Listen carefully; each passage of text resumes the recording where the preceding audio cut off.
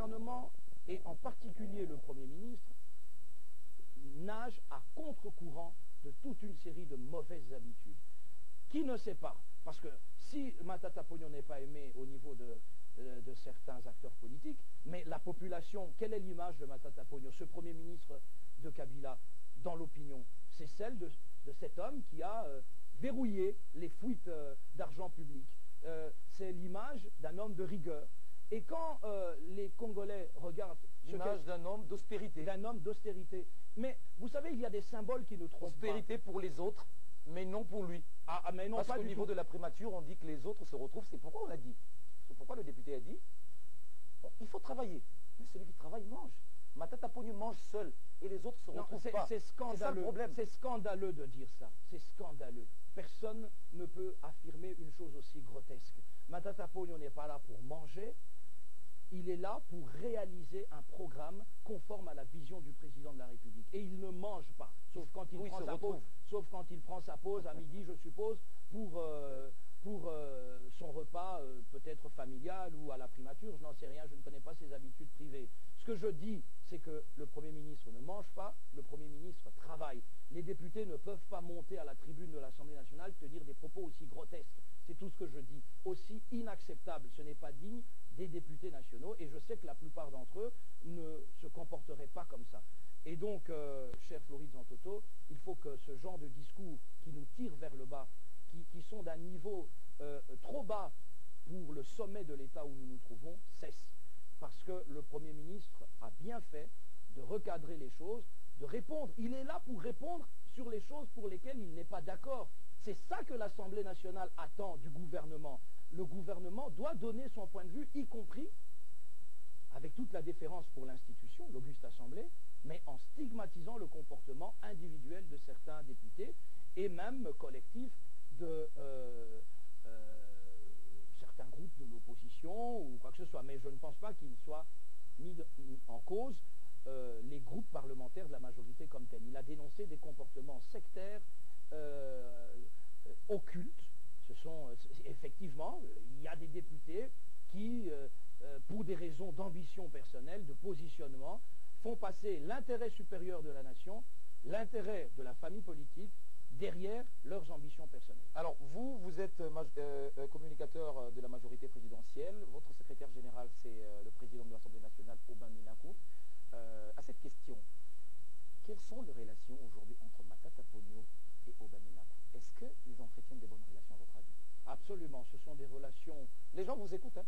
Les gens vous suivent. Mais je vous le dis, je suis fondé à vous dire que les relations entre le secrétaire général de l'AMP, par ailleurs président de l'Assemblée nationale, et le Premier ministre, chef du gouvernement, sont excellentes parce qu'ils appartiennent à la même famille politique. Ce sont des collaborateurs du chef de l'État, et le président de la République aime l'ordre. Ça ne veut rien dire. Absolument, ils sont là, quelles que soient leurs affinités existantes ou non existantes.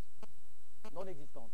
Non, ça je n'en sais rien. Quelles que soient leurs affinités existantes ou pas, leur mission fonctionne à merveille dans la collaboration nécessaire voulue par la confiance que le chef de l'État a placée en eux. Et donc, Aubin Minakou lui-même a eu à y répondre à cette question lors d'une de ses dernières sorties médiatiques, interventions et émissions. Il a bien expliqué que les rapports étaient tout à fait normaux avec le Premier ministre Matata. Ils sont de la même génération, donc il n'y a aucun problème. Je sais que la presse aime chercher la petite bête là où il n'y a absolument rien. Mais quand même, au niveau des communicateurs de la majorité présidentielle, il se dessine quand même deux camps, hein. Un camp soutenant Aubin Minakou et l'autre soutenant Matata Ponyo. Mais vous me placez où? Parce que moi je soutiens Aubin Minakou. Je n'ai pas encore fini ma question. Oui, excusez-moi. Et vous soutenez qui? Apparemment, vous soutenez Matata Ponyo. Moi, je soutiens le président de la République. Non, je parle d'Aubin Minakou et Matata Ponyo. Non, mais laissez-moi vous dire. Allez. Je soutiens le président de la République, Joseph Kabila Kabange, depuis plus de 8 ans. Je suis communicateur de la majorité présidentielle. Je soutiens le gouvernement de la République et le Premier ministre. Je soutiens la majorité parlementaire à l'Assemblée nationale. Je soutiens l'AMP et le secrétaire général Aubin Minakou avec qui j'ai les meilleurs rapports personnels. Donc vous allez me situer où? Aubin Minakou a confiance. Qu'est-ce que vous êtes venu faire dans cette émission? Aubin Minakou a confiance en moi. Matata Pogno, sur le plan personnel, me fait l'honneur de son estime, a confiance en moi. Je soutiens Joseph Kabila, je soutiens les collaborateurs du chef de l'État, son directeur de cabinet, les ministres et les citoyens congolais qui sont aussi les collaborateurs du président parce qu'ils doivent eux aussi apporter leur part à l'édifice collectif. Donc moi je ne vois pas ce que Floride Zantoto vous cherchez ici, mais je vous dis que je suis là pour défendre la MP, pour défendre le gouvernement, et en l'occurrence, puisque c'est l'actualité, pour défendre l'action, pour défendre le bien fondé de l'attitude du Premier ministre qui se prête toujours à cet exercice capital des députés. Parce qu'en dehors de voter des lois, ils sont là pour le contrôle parlementaire. Ici, il s'agissait d'une loi, parce que le collectif budgétaire nécessaire, salutaire, le Premier ministre va ainsi, avec son gouvernement, permettre à la RDC de ne pas replonger dans l'inflation et dans une crise économique plus grave que celle que l'environnement international nous impose pour l'instant. Donc, c'est facile, mais un jour, l'histoire rendra justice et nous verrons que ce que je dis ici est vrai et ne procède pas de propos simplement élogieux pour ma famille politique. Mais alors, il y a également une autre affaire, c'est celle de la lettre scandale que le Premier ministre avait adressée à Raymond Tchibanda à l'occasion du... C'était évidemment au sujet du marché de fourniture de passeports à puce électronique. Le Premier ministre voulait absolument avoir la traçabilité sur cette affaire. Ça a été quand même qualifié du Premier ministre comme s'il voulait un peu s'intéresser dans une carrière qui n'était pas la sienne. Vous connaissez cette affaire? Oui, je suis de près l'action gouvernementale. C'est pourquoi et je suis surpris. C'est pourquoi il a des problèmes. Mais je suis parce étonné. Que le Premier ministre veut tout contrôler. Mais il ne veut pas voir ces gens aussi travailler, s'il vous plaît, se retrouver. S'il vous plaît, oui. Je suis heureux parce que c'est le reproche inverse qui m'aurait affligé concernant le Premier ministre, qui n'est pas le coordonnateur du gouvernement, il est le chef du gouvernement. Un chef doit aider la nation au gouvernement en contrôlant tout. Mais je ne comprends pas. C'est quoi cet esprit-là? Au-dessus du ministre des Affaires étrangères, il y a le Premier ministre, avant qu'il y ait le président de la République. Les Affaires étrangères, vous le savez, le premier diplomate du pays, c'est le chef de l'État, mais le ministre des Affaires étrangères fait partie du gouvernement et est sous l'autorité du Premier ministre. Je ne l'ai d'ailleurs pas, et je ne l'imagine pas, entendu ou en train de dire autre chose. Mais ce dont vous parlez, ce dossier d'un marché public, mais qui est le responsable numéro 1 des marchés publics? C'est le Premier ministre. Qui est le responsable numéro 1 de l'action gouvernementale? C'est le contraire qui aurait été une mauvaise chose. Je ne vois absolument pas pourquoi il y aurait un scandale à ce que le Premier ministre mène comme action tous les jours. Il demandait des explications sur le mode de financement, de passation, et il exige même un délai. Mais heureusement. Mais Floride Zantoto, un chef du gouvernement, c'est quoi d'après vous? Vous voudriez qu'il passe son temps à autre chose qu'à contrôler les ministres et à les orienter? C'est pas ça son travail? Contrôler les ministres et les orienter, leur donner des instructions. C'est lui le chef, c'est pas eux. Il s'est fait des ennemis pour ça? Son chef, c'est le chef de l'État, c'est le président de la République. Il s'est fait des ennemis pour ça? Mais au Congo, vous pouvez vous faire des ennemis pour n'importe quoi, même pour l'exercice normal de vos fonctions.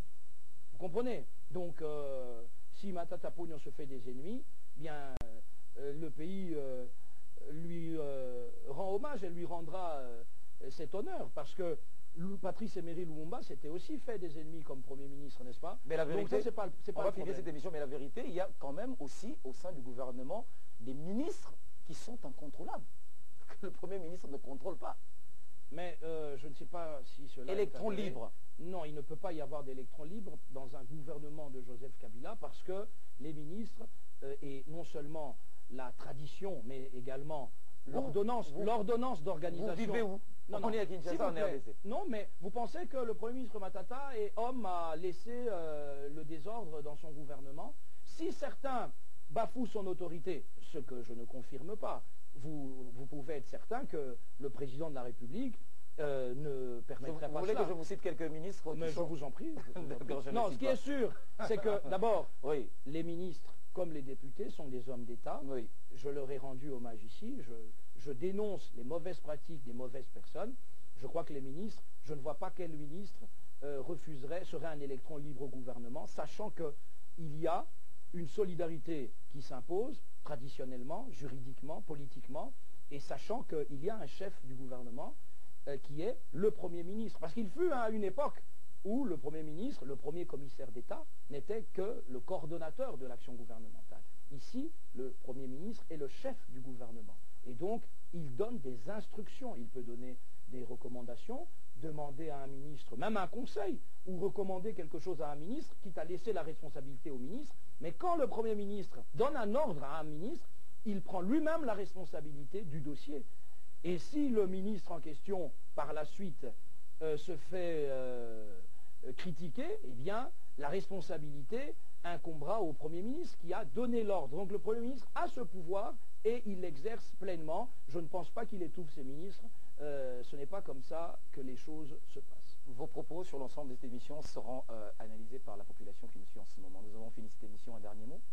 Merci. Je crois qu'il est important de toujours rappeler que pendant que certains vilipendent notre pays, soutiennent tout ce qui est insoutenable venant de l'extérieur, venant de l'intérieur, moi je crois qu'il est patriotique de rappeler que le développement d'un pays, le mieux-être social, passe par le soutien à ces institutions. Elles ne sont pas parfaites, mais elles sont là pour ça, et nous avons la chance aujourd'hui, par exemple, d'avoir des députés, d'avoir un bon président de l'Assemblée nationale et d'avoir le meilleur Premier ministre que la République démocratique du Congo ait jamais eu, sauf sacrifice suprême de Patrice Emery Lumumba qui le met hors catégorie. Merci beaucoup. Yves Kisombe, communicateur de la majorité présidentielle, ancien député national.